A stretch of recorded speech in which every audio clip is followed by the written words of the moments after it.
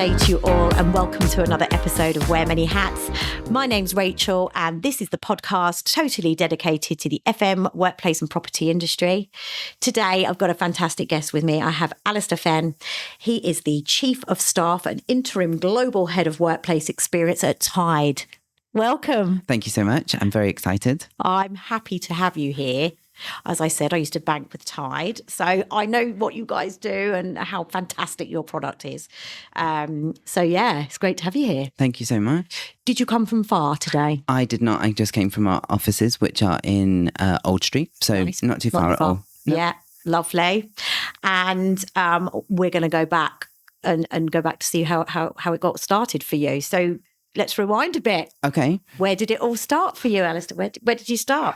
So I actually started. So what I do now is very different to what I studied. So I went to drama school. Yeah. But I'm from a very small town in Somerset. Mm-hmm. And I actually started my working career peeling potatoes Wow. in a chip shop.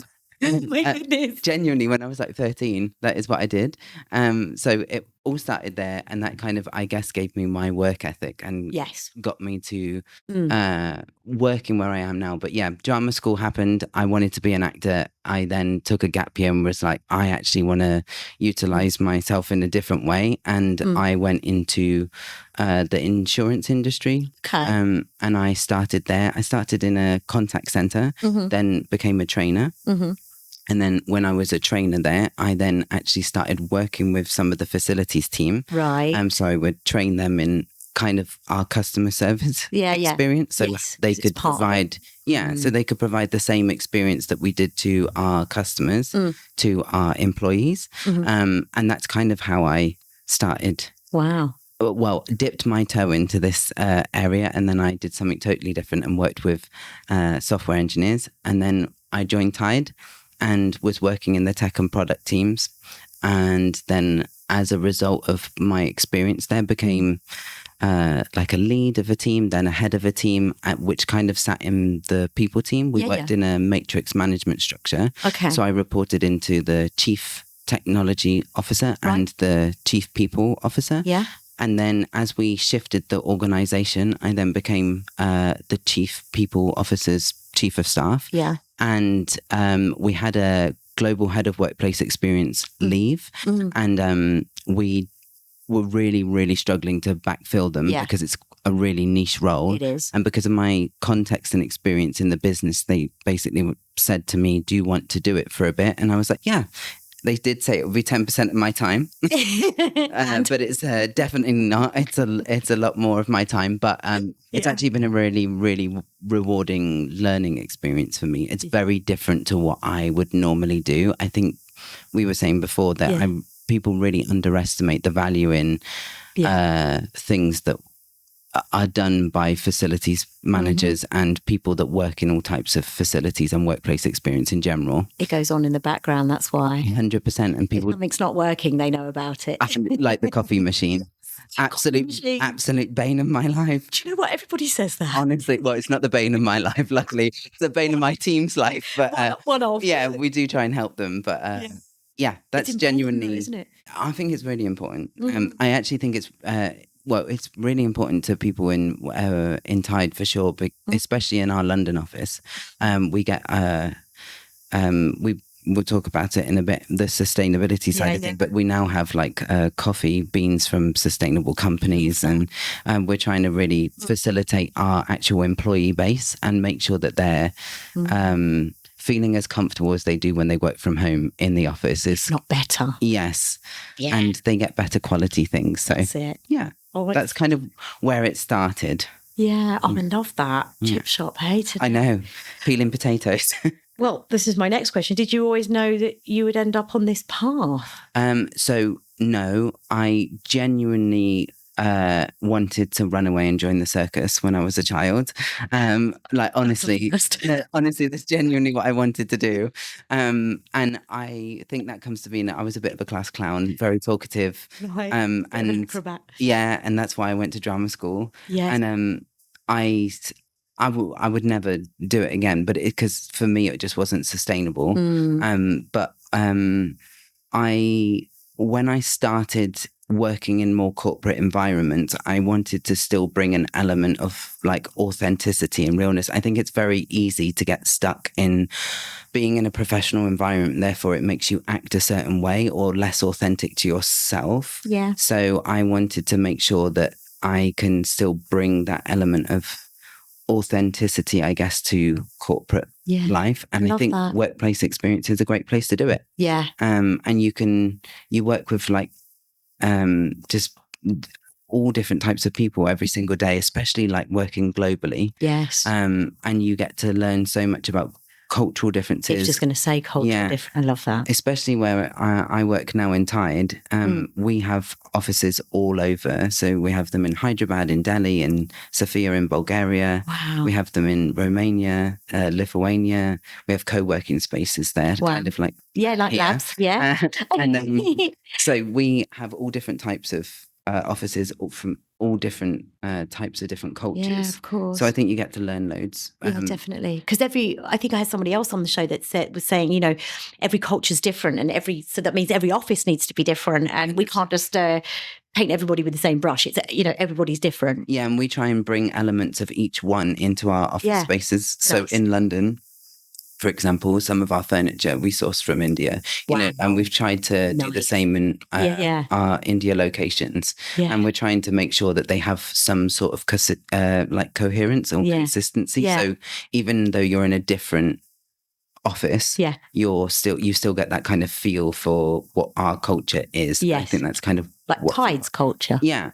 And I want to, no is the answer. I didn't think I would be on this path, but now I'm on it. I can really see how my skills fit this space when I didn't think they would. So I'm really glad that I'm in something that I feel like I can fit. That's great. And you've been at Tide a little while now. You've been there 6 years. I have.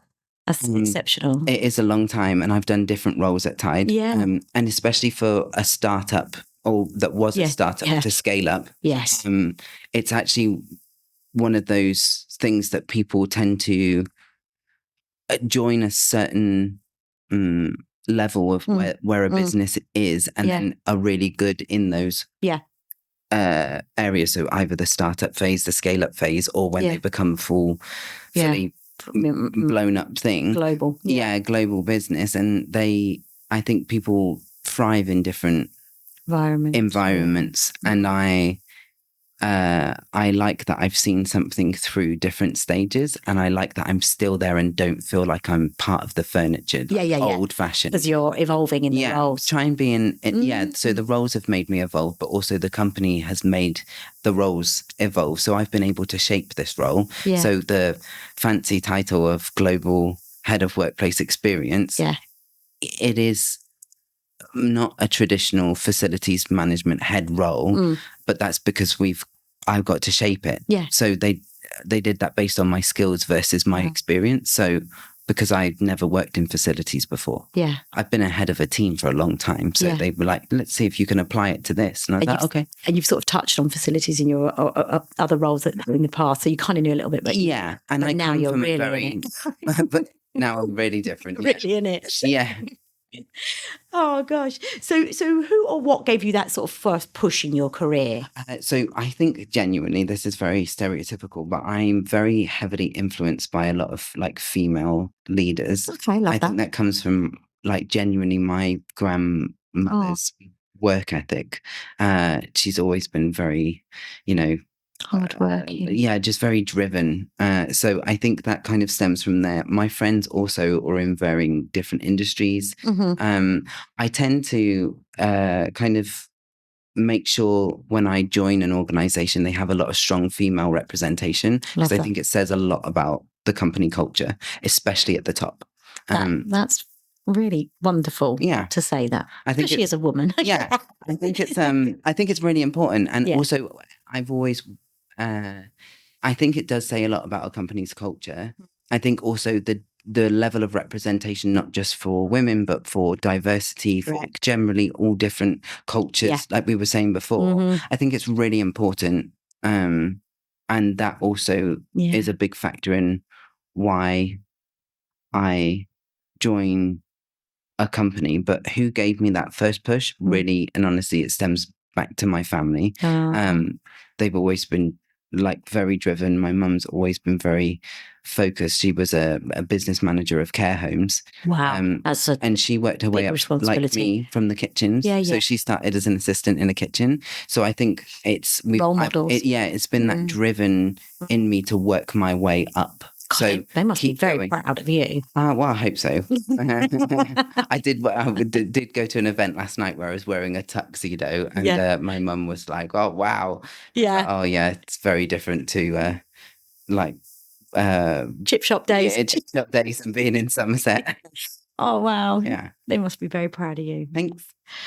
So let's chat about a day in your world. What does it look like at the moment? It's obviously like you're wearing many hats in 2 different divisions. So what's it looking like for you? Honestly, it really varies. And it's very much, I try and split my days actually per my roles. So this week I've come, so I don't live in London. I've travelled into London, but I came in Tuesday morning here till tomorrow. So tomorrow's Friday for everyone listening. Yeah.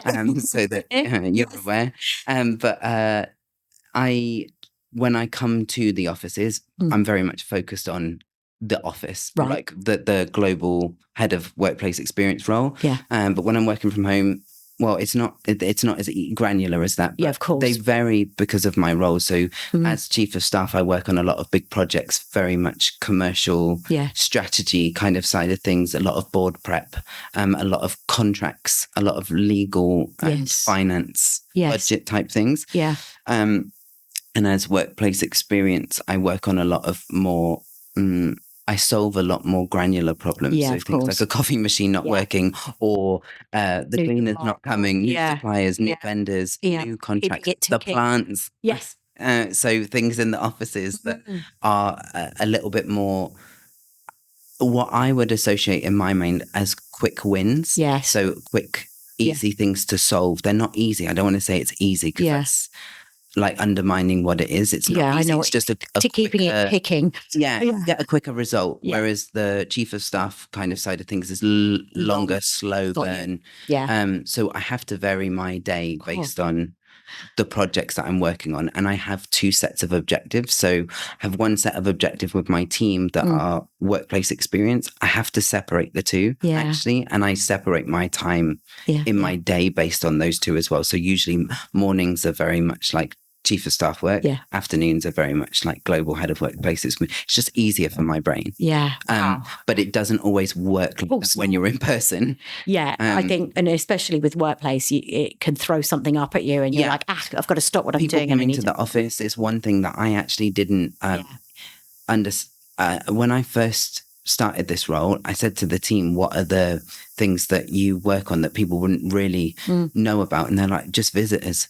And I was like, what do you mean by visitors? And they said, genuinely, like people don't tell us that people are coming and we have to register them because we're in a regulated company and we're in a building that's got security.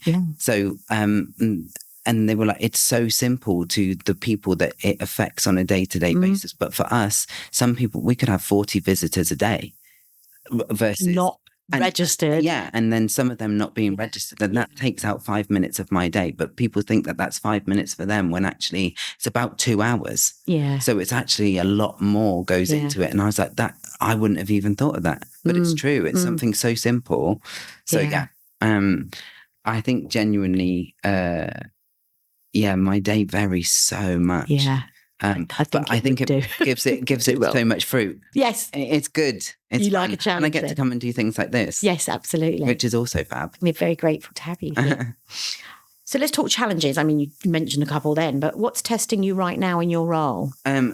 So I think following on from that conversation right now, we are doing varying levels of renovation. Okay. So right now, fit out and So we're expanding our offices in Hyderabad, and that is a move from one office to a bigger one.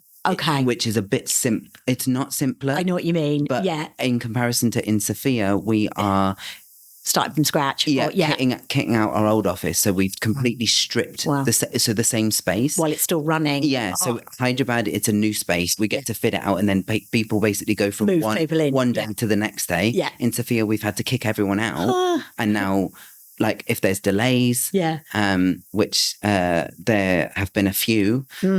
So that's very different style of renovation. And in London at the moment, we're now enhancing. We moved offices and we kitted that one out from the get-go. So we did that. And now we're in it. We're upgrading little bits as we go. So getting designers to come in and do bits on the wall. And this year we're doing a few extra desks in a space because we realised more people come in on certain days. So depending on the usage. That's the thing with workplaces. Yeah. And luckily we have a really good booking system with Skeda. So we use Skeda booking system. And it gives us really good data behind people coming in. So great, isn't it? When it comes to general challenges, it's actually a personal challenge for me is the difference between those projects. Because from the outside, again, they look like, oh, you're doing renovations. It's just renovations. So they're all the same. But just in those two locations are vastly different because one is a fit out and one is you're reshaping a new office. So you're having to raise ceilings in the space that you're currently in, those noise and work within crazy budgets. So the easiest thing for us, because we're remote first company. We are, well, I say we're remote first. We were, and now we're going more hybrid like everyone else. COVID changed the landscape. Yeah, I think it's healthy. And we don't force people in, but we definitely want people we kind of do it in a way that's encouraging people to come in. But I think that's also posing an interesting challenge because we're fitting out offices that people may not be sat in. So you then have to encourage people to come in or find ways to get them in. So is it the Tuesday, Wednesday, Thursday? Have you got that sort of churn coming in on those days? Pretty much. We also feed people on those days. So today we just had Farmer J's. So so we that's good. Yeah, we do. It's attracting people back to the work. Yeah, so we feed people on certain days. Mondays and Fridays is standard everywhere, and if everyone could work from home, then I don't blame them. But as long as those Tuesday, Wednesday, Thursdays, everyone's getting use out of every single possible space in that office, and we're also doing what we can. So that's kind of why we're doing these big renovation projects, and in Hyderabad in particular, we're doing it because we're moving into a hybrid working model. So we have a member support team and they need to be in the space because of the nature of their work. So we're also trying to facilitate the teams. So it's very different, but So do people, you mentioned a booking system there, so no one has a desk now, is that right? Love this. Not even the exec, every level. So all the way from our most junior to our most senior, no one gets a desk, no one gets a corner office, no, not that any of that traditional. Cross-working, no, I love this because you might be sat next to someone in a completely different department. People do kind of stick to areas. Right. So you do notice patterns. And we do have. Oh, patterns. So we have one area, specifically on our London office, we have a sales team. They're a little bit louder because they're on the phones. Yes, I understand that. They do have a section of the office that they can kind of work from. But for everyone else, we have a lot of collaborative spaces. But people do kind of like pockets of the office. You'll see the exec kind of congregate in one area and then use certain, because they're board meeting rooms, the bigger meeting rooms are there. So they're over that way. It does kind of make sense. And it's very interesting to kind of analyze human behavior just based on an office. And the booking system does it. But I think one of the biggest challenge genuinely is the renovations and the amount of people that it takes to renovate a space is. And all the contractors. It's the external kind of side of things that you don't really see. Internally, you're working with like legal teams, with risk teams, the people team, the exec team, and you have to know the procurement team. You have to know when to bring those people on the journey. And it really does take someone that has got the gift of the gab, I think. Yeah, I think so. I've said this on the show before, but it's gone are the days when sort of workplace was then called facilities. Still kind of is sort of bit of both now, isn't it? But gone are the days where they're in the basement just fixing light bulbs and and a door handle. It's really changed. It's very different. I know you're very much involved in the day-to-day activities and running of the office. And also I think we're now moving to a place of not just being operational, but also part of like embedding company culture. Absolutely. How you can. That's your responsibility now. Yeah. Absolutely. So it's gone from being so, I guess, granular. Or not granular. It's not the right word. It's gone from being so prescribed to now being just like a bit more of a free for all. Like it is. You're running quizzes. You're doing a cinema night. I know. One night, you're doing events. And how does this? Yeah. How they kind of should be two separate things, but it does actually make sense. Your roles kind of talk to each other, though, don't they? Really, as well, whether you being of chief of staff and then having the workplace on one side it does fit quite nicely together. As a chief of staff I work on like the financials and the budgets and the planning for the year and who we hire and why we're hiring in certain locations or why we're doing certain projects in certain locations and where the money comes from. And then as a global head of workplace experience, I then utilize the budget that I've set.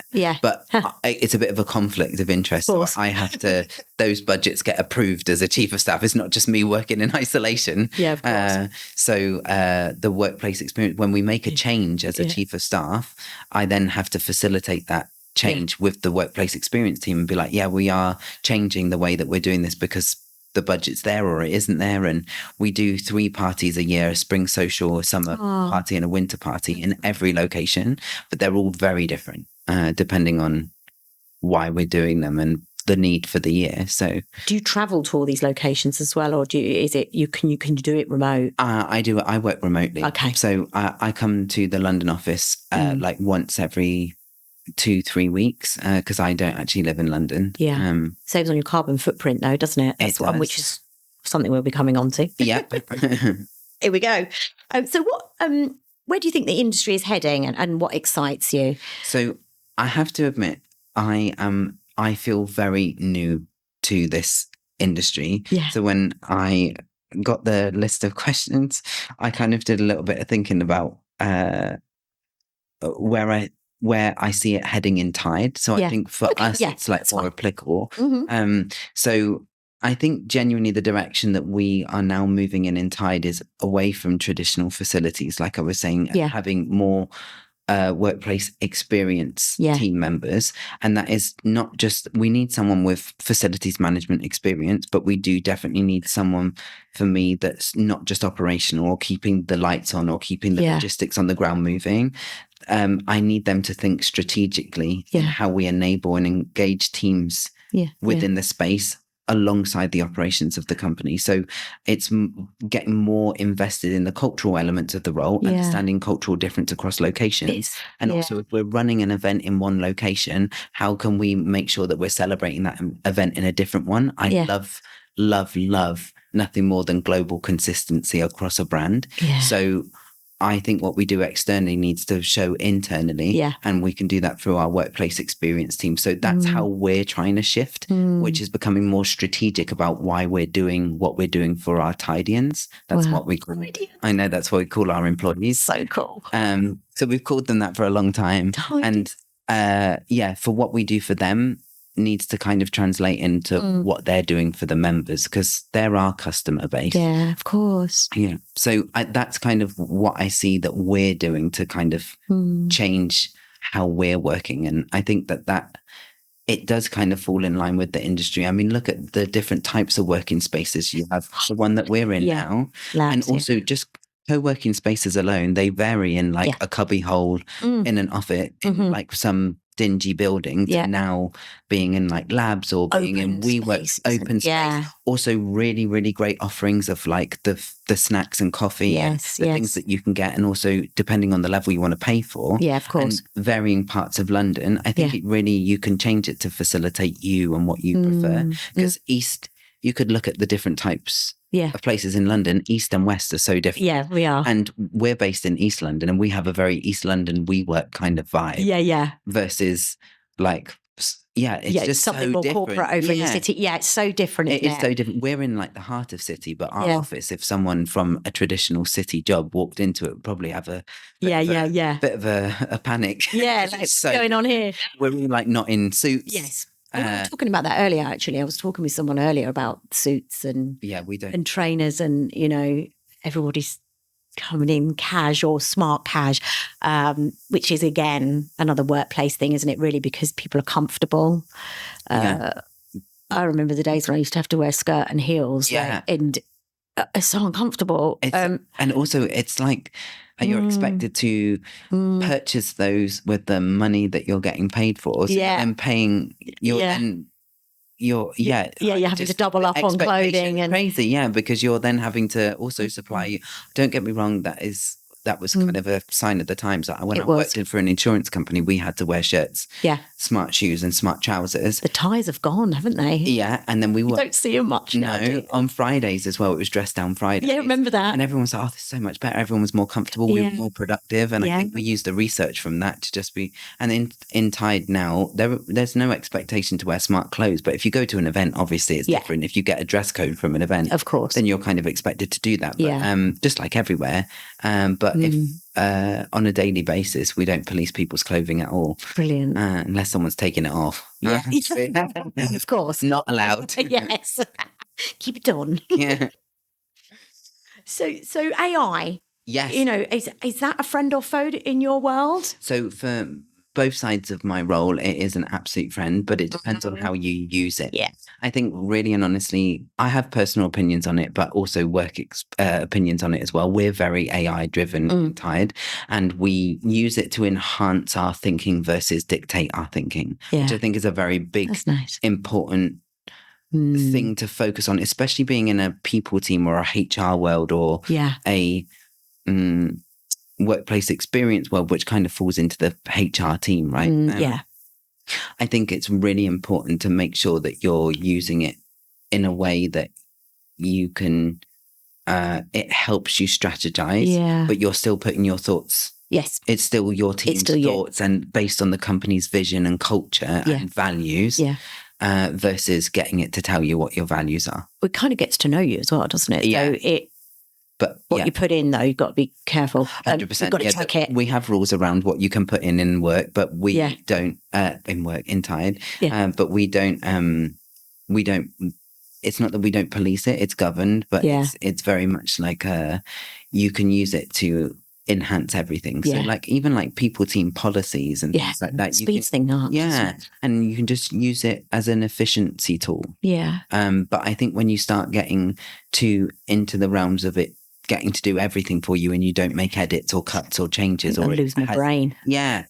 And thinking it becomes less strategic. And then you're like, well, what's the point in this meeting? I could just get AI to. No, we don't want to do that. So I think for me, I think it personally, it takes away some of the mundane tasks so that we can concentrate on people. Yeah, I agree. And, getting it. Yeah, that's what I think. And it is a good tool like that. So it's good to hear that you use it. And I'm sure you probably use it in the tech side of things. So sometimes it can take you 4 hours, can now take you an hour if you just, but it really just depends on how you're using it and what prompts you're using. I think we should train people in getting better at using certain prompts for it. Because we don't actually know what we're doing. We just kind of ask it.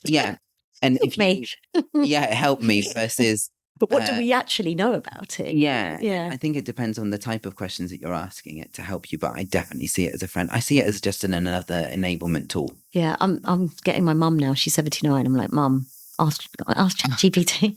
Just do you remember when? It reminds me of when Alexas came in, and every person, my grandparents, my mum, they asked Alexa. My grandma's still asking Echo to tell her the weather, and I love that. You can look out the window. No, we want to know. Alexa to tell me instead. Okay, I want to know. Just because I want to put the washing out. It's great fun. I mean, it's great because it saves me having to answer my mum's questions. I'm like, go and ask ChatGPT. They'll know. It's great fun. ESG is a buzzword at the moment. We had a little chat beforehand and I'm excited about some of the stuff that you guys do down at Tide. But what does it really mean to you and your work?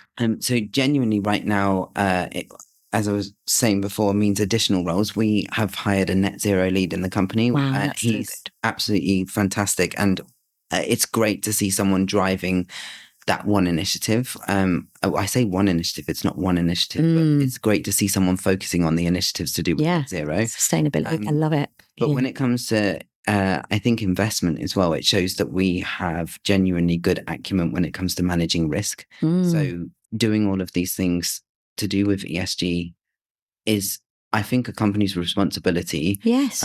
But how it even comes down to things like workplace experience, it comes down to something as small as how we operate sustainably. So, recent example, we reviewed all of our snacks. Yeah. We went from Cadbury's Twirls to now we are more of a Whole Foods kind of vibe. So good. Joe and Seth's popcorn, Otherly chocolate, all different types of more ethically sourced coffee as well. Cleaning, coffee, chemical even free, like and plants. That's our it. plant contracts, and we also, because we are a financial platform for small businesses, we also utilize our members. So for our swag packs for our employees, when they join Tide, everyone gets a swag bag, and all of that is our Tide members. So when we also host events, we also use our Tide members, so that we're actually utilizing our supply to work with you. Yeah. Oh my goodness, that's so good. We used to do that. Actually, we're still all over the tubes in London. Yeah, you are. That's in London.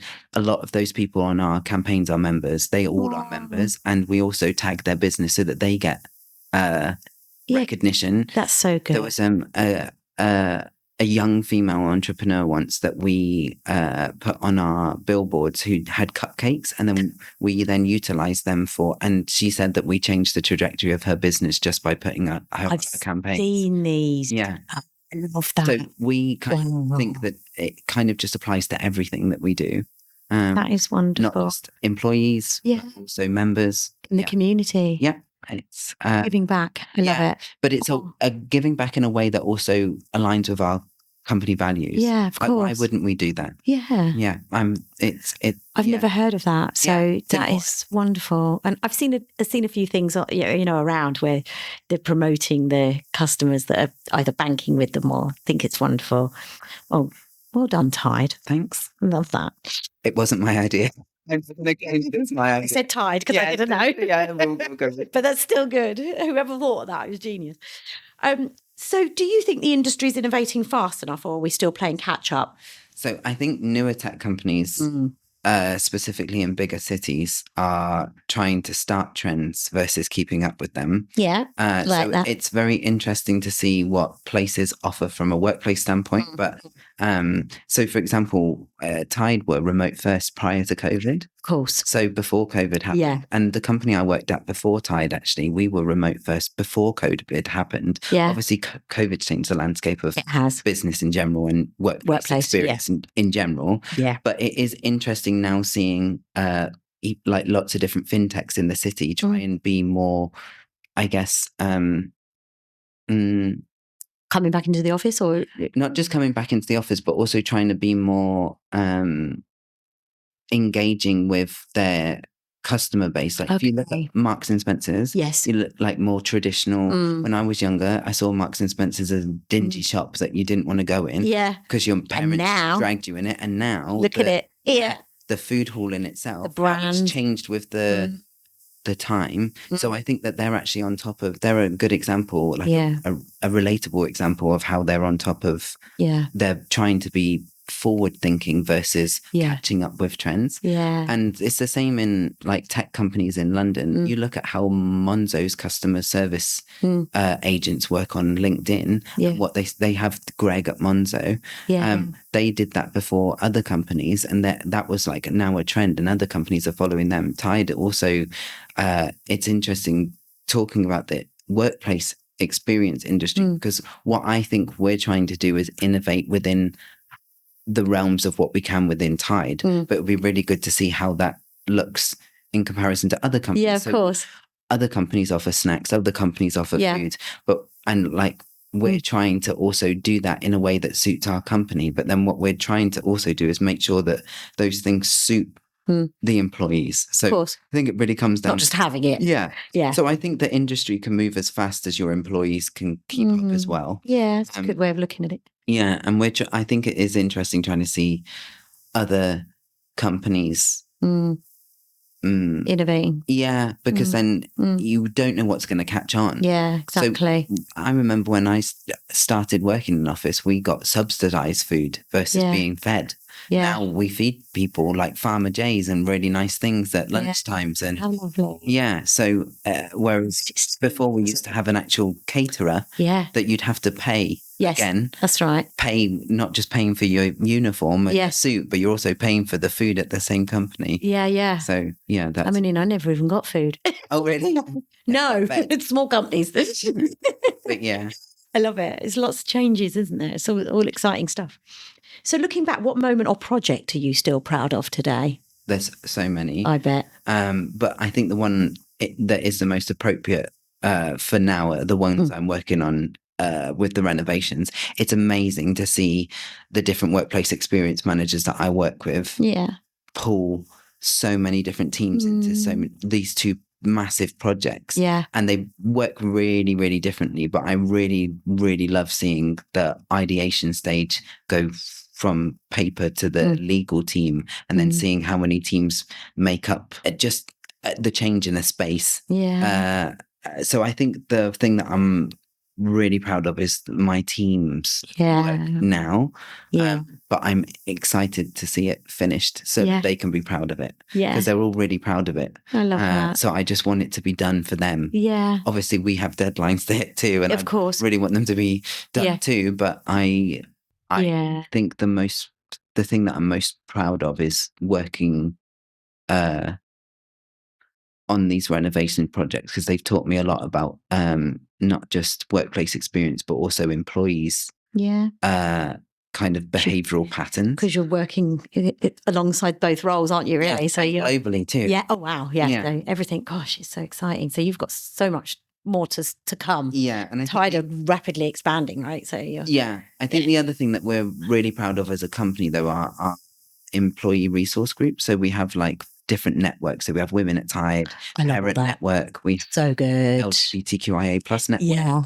And we have quite a few. There's quite a few very different ones. So neurodiversity, I think, is another one. And we, as part of the LGBTQIA plus one, we partnered with the Human Dignity Trust a while ago. They're a really great organisation, and they decriminalise homosexuality in different locations. Yeah. But that's also something that I'm proud of, because I started that network. So I created like the procedure. Moment. So I created like the process that we have for these groups. And then as a result, being able to be part of one and then work with an organisation like that. It's excellent. As part of it, I'm like, that's great. And I get to go, oh, I did that. Yeah. I did that from start to finish. And it's still going.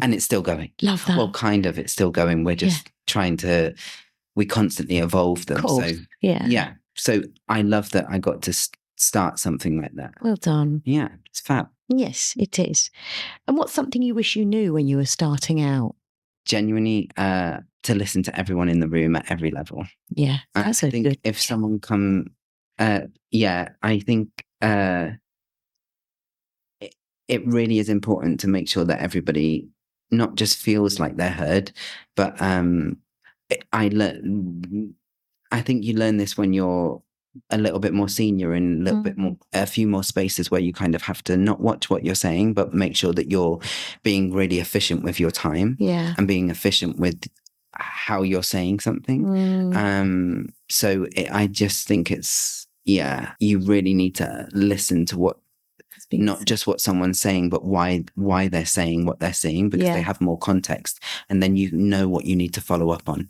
Because sometimes someone's saying something in a meeting, either just to mitigate or to make sure that those senior stakeholders in that room are happy with what's being said versus what's actually happening beneath the surface. So you really need to listen to try and figure out the root, or if there's a root cause to something that you need to follow up on as a senior leader, I think. Good advice. And if someone came to you tomorrow saying, I want to do what you do, what would you say to them? So doing two roles. Yeah, I was just going to say, which one? Which one do you want to do? I think, honestly, like doing two roles is always good in theory. Because you want to do 50% of each. But really and honestly, when you're driven, you want to do your best at both. So you end up doing 100% of both, or trying. But I think in terms of workplace experience, if you really want to do this kind of role, you do get to impact someone's day-to-day job. I think it's a great role. Yeah. And you get to actually influence things that make people's days better. Yeah. Like, you're part of it. People come to work for different reasons. Yeah. Some people have to go to work. Well, most people have to go to work because got to earn a living. Life outside of work. Yeah. So I think if you can then make that a bit easier for them by just doing something a bit different in the office that day. Yeah, make life facilitating easier. something. Yeah. And even down to things like the coffee machine working. Yeah. Then I think that do it. It's good fun, and you feel like you're having a direct impact on people every single day. Yeah. Okay, you're not changing the world, you're not saving people's lives, but you are inherently making someone's life better or day better just because you're doing something for them in the office that they wouldn't have thought about. I love the way the office has changed. Yeah. Like just to attract people to come back into the office. I agree. And I think it's very important to be in the office as somebody that's, of age. I was in an office. There was no choice. It was, that was it. Monday to Friday, you went into work. You traveled in, and that was it. And now it's just changed so much, isn't it? What was the hybrid roles, and like you say, the feel of the office coming in now, the aesthetics, the whole thing. It's almost like you're home from home. Yeah, I think, or better than home. yeah. We're trying to do the same feeling. Or trying to make sure people have the same feeling, whether they work remotely or whether they work in the offices. But ideally, we want people to come into the office because they want to be there. Yeah, of course. And there's things there for them that make them want to be there. But also equally, if you're working from home, we provide different types of, we were talking about ESG before. We have so many different social budgets and budgets for things for people working from home. If they don't go to a team event, they can utilize that for things in their own home office. There's different things that we can do to make it more comfortable. Yeah, for you to work and to do the best that you can at work. So ultimately, if you're delivering, you're performing, it's down to your environment just as much as it is down to the culture, and they're equally as important. So if your preferred environment is being at home and you're more productive there, how can we make that easier for you? Great. And how can we make sure that you're supported? And same as when you come into the office, how can we make it easier and feel that you're supported to do the best for the company? Yeah, it's great. It's a great role. I think Workplace is fantastic. And this is why we do the show, so we can get it out there and let people hear what your stories, and how you got to where you got to. So, right, let's wrap up from work. What do you like to do outside your day job? I'm honestly so boring. It's fine. Me too. I'm obsessed with fantasy books. I read a lot of books. Okay. I also have a dog. I walk my dog, and I'm obsessed with renovating my house. Renovations in work and renovations at home. I've just had my bathroom designed, which is getting done next week. How nice. Yeah. So we used to live in London, and we moved further afield because wanted to do the house, just have a house project. We've done it from start to finish. Been there 3 years, and that's really fun to do. But other than that, I go to the theatre quite a bit. Every time I come to London, I try and squeeze in a show. I squeeze one in. I went to see Titanic. Oh, it's okay. Okay. It's not the best one I've seen. Favorite? My favorite currently is Hades Town. I don't know any of these. Oh, it's really good. And if you go on Today Tix, you can get rush tickets. They're really good. Oh. Yeah. So I go to the theatre quite a bit. Well done. Love that. And last one, what's the best bit of advice you've ever been given? So I had to write this down because I needed to remember it. But it is lead with your heart, but follow with your mind, and solidify it with an action. Wow. So you always be action orientated. Yeah. Because it doesn't matter if you, especially being in HR or in like a workplace experience role, you can't always do what people want. Of course. But ultimately, if you're leading with your heart, they can see that. You then have to have the pragmatism piece. So you have to be pragmatic about the decision that you make. But even if it's not the answer they want, if they can see that you're trying to do something about it, they will see that you're trust that you're someone that they can. They will understand that you're someone that they can trust to take action and try and make something happen for them, even if it's not the answer that they fully want, or it's not what they definitely wanted to get from that situation, but you're still trying. Trying your best. So be action orientated. Love that. Yeah. Oh, what a fantastic journey you've had. And you've still got a long way to go in your journey. I'm so happy to be connected with you now and see your journey in the future with Tide. You've got a long way to go with Tide. I know. They're expanding, aren't they? So they are. And I'm hoping that I've got another 6 years in me, maybe even longer, because I don't want to leave. Oh, so, I love that. Yeah. I'm sure they don't want to let you go doing 2 roles. I really hope not. Oh, well, thank you so much, Alistair. It's been an absolute pleasure to have you on the show. Thank you so much. And please do forward and share Alistair's podcast today to anyone that's wanting to get into the workplace or even chief of staff. So please do share and forward on his podcast and get the word out there. Until next time, take care.